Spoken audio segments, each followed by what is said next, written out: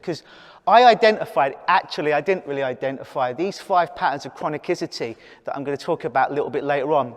What I realized is no matter what your client was coming to see you about, whether that be some kind of trauma, whether that be depression with some kind of guilt, some kind of shame, some kind of physiological problem, you could do all the work on that subject. You could do really diligent work with whatever your modality is.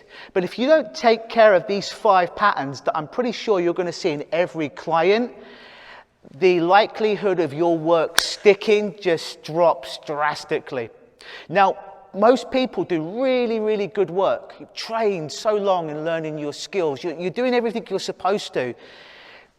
But we've got to remember that our client might come in and their supporting problem might be, presenting problem, it might be, oh, you know what, I've got PTSD. So as healers, as therapists, as change workers, as the t-shirt says, we go after that, right? We go after the problem that they came in with. It makes sense. That's what they're paying us to do, to help. However, what I learned a long time ago, and I've been recently reminded, is the problem's never the problem. Problem's never the problem.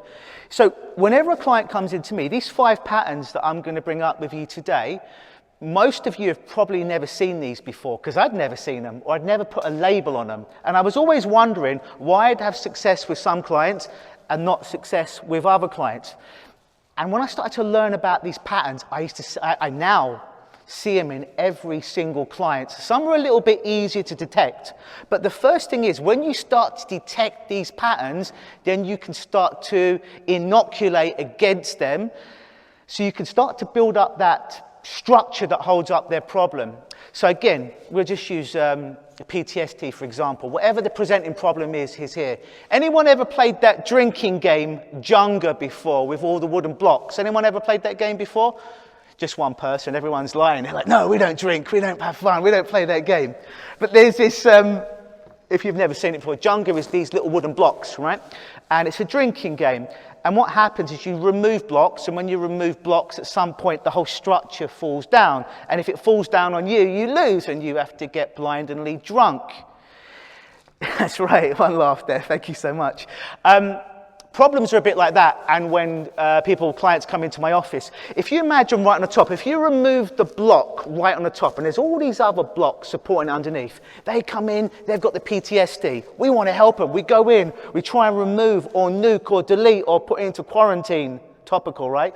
That problem of PTSD to one side. We think we've done our job. We've done the best that we think that we can do, what we've been told to do. But that structure, all the other blocks are there. These 5 patterns of chronicity that I'm going to go over later is everything that's left.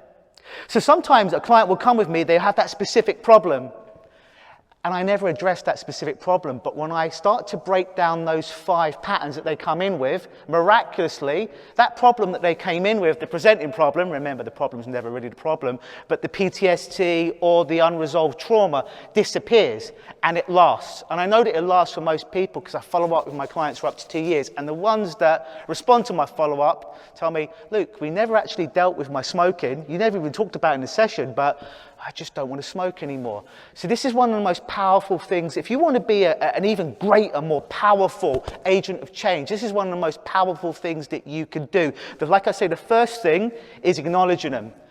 Who's ready to hear these 5 patterns? Excellent.